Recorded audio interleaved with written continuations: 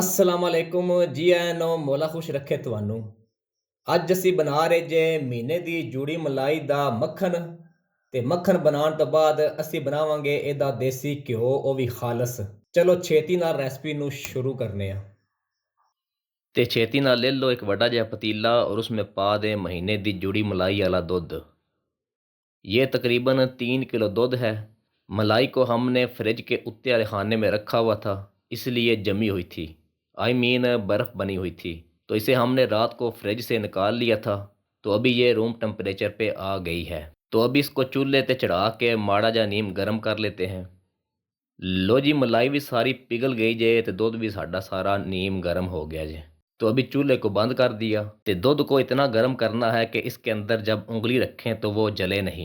दूध चेक करो, खालस मलाई वाला। ਤੇ ਹੁਣ ਅਸੀਂ ਲਾਵਾਂਗੇ ਇਹਦੇ ਵਿੱਚ ਜਾਗ, ਆਈ ਮੀਨ ਇਸਕੇ ਅੰਦਰ ਥੋੜੀ ਜਿਹੀ ਦਹੀਂ ਪਾਵਾਂਗੇ। ਜਿਵੇਂ ਲੋਹੇ ਨੂੰ ਲੋਹਾ ਕੱਟਦਾ ਉਂਝ ਹੀ ਦਹੀਂ ਲਾਉਣ ਵਾਸਤੇ ਦਹੀਂ ਦੀ ਲੋੜ ਹੁੰਦੀ ਏ। ਤੇ ਹੁਣ ਪਾ ਦਿਓ ਇਹਦੇ ਵਿੱਚ ਦਹੀਂ, ਉਹ ਵੀ 1.5 ਵੱਡੇ चम्मच या फिर अपने दूध के हिसाब से। अगर तो आपका दूध क्वांटिटी में कम है तो आप छोटे खाने के चम्मच भी ऐड कर सकते हैं। तो अभी इसको एक दफ़ा चंगी तरह मिक्स करके ऊपर से कज के तकरीबन 24 घंटे वास्ते आपने इसको रख देना है। अगर तो सर्दियों का मौसम है तो आपने इसको 12 घंटे किसी गर्म जगह पे गर्म कपड़े में लपेट के रखना है। और जब दही बन जाए तो आपने अगले 12 घंटे किसी ठंडी जगह पे रखना है बगैर लपेटे, या फिर फ्रिज वाले थल्ले खाने में रख दो। ते अगर जे गर्मियां का मौसम तो फिर कोई लोड़ नहीं वलेटन वलूटन दी।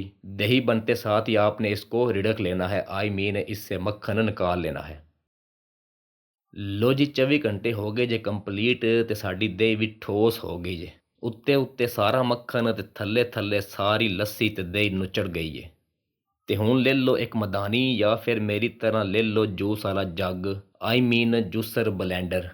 तो अभी ऊपर ऊपर से दही को उठा के जग अद्धा कर लें और इसके अंदर पा दें 1 गिलास नॉर्मल पानी और ऊपर से कज के मशीन का बटन दब दें। तकरीबन 2 से 2.5 मिनट तक आपने मशीन का बटन दबा रहने देना है। मक्खन हमारा ऑलरेडी बना हुआ है, सिर्फ इसके अंदर से जो लस्सी रह गई है वो पानी डाल के हमने निकालनी है। लो जी, माशाल्लाह सुबहान अल्लाह, साडा खालस मक्खन रेडी हो गया जे। तो अभी इसको किसी बर्तन में काढ़ लेते हैं और जल्दी से बाकी दही से भी मक्खन निकाल लेते हैं। लो जी, ढेर सारा मक्खन असी काढ़ लिया जे। माशाल्लाह सुबहान अल्लाह, नज़र ना लगे साड़ी कारीगरी नू। तो अभी हम इसको चूल्हे पे रख के पकाएंगे और सारी लस्सी इससे निकाल लेंगे। लो जी, आहिस्ता आहिस्ता मक्खन सारा पिघल गया जे। तो अभी जैसे जैसे मक्खन पकेगा जो लस्सी होगी वो ऊपर ऊपर आती जाएगी झाग की सूरत में। तो अभी आपने कोई जाली या छन्नी लेके उत्तो उत्तो लस्सी को चुक लेना है, आई मीन झाग को ऊपर से उठा लेना है। जब ऊपर झग बननी बंद हो जाए तो समझो साडा देसी घ्यो रेडी जे।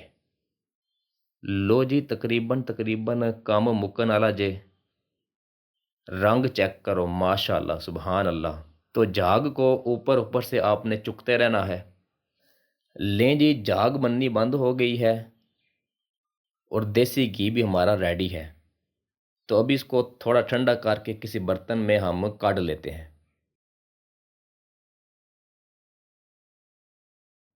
हाँ जी, सुनाओ। ਚੱਸ ਆਈ ਏ। ਮਿਹਨਤਾਂ ਚੈੱਕ ਕਰੋ ਸਾਡੀਆਂ। ਉਮੀਦ ਕਰਨਾ ਅੱਜ ਤੋਂ ਬਾਅਦ ਤੁਸੀਂ ਨਾ ਹੀ ਮੱਖਣ ਤੇ ਨਾ ਹੀ ਦੇਸੀ ਘਿਓ ਬਾਹਰੋਂ ਖਰੀਦੋਗੇ, ਬਲਕਿ ਆਪਣੇ ਘਰ ਵਿੱਚ ਹੀ ਖਾਲਸ ਤੇ ਸ਼ੁੱਧ ਦੇਸੀ ਘਿਓ ਤੇ ਮੱਖਣ ਤਿਆਰ ਕਰੋਗੇ, ਉਹ ਵੀ ਮੇਰੀ ਰੈਸਪੀ ਤੱਕ ਕੇ। ਤੇ ਹੁਣ ਛੇਤੀ ਨਾਲ ਕਰ ਲਓ ਵੀਡੀਓ ਨੂੰ ਲਾਈਕ, ਸ਼ੇਅਰ ਤੇ ਚੈਨਲ ਨੂੰ ਕਰ ਲਓ ਸਬਸਕ੍ਰਾਈਬ, ਤਾਂ ਕਿ ਮਜ਼ੀਦ ਇਹੋ ਜਿਹੀਆਂ ਤੁਹਾਨੂੰ ਅਥੈਂਟਿਕ ਤੇ ਦੇਸੀ ਰੈਸਪੀਆਂ ਲੱਭ ਸਕਣ।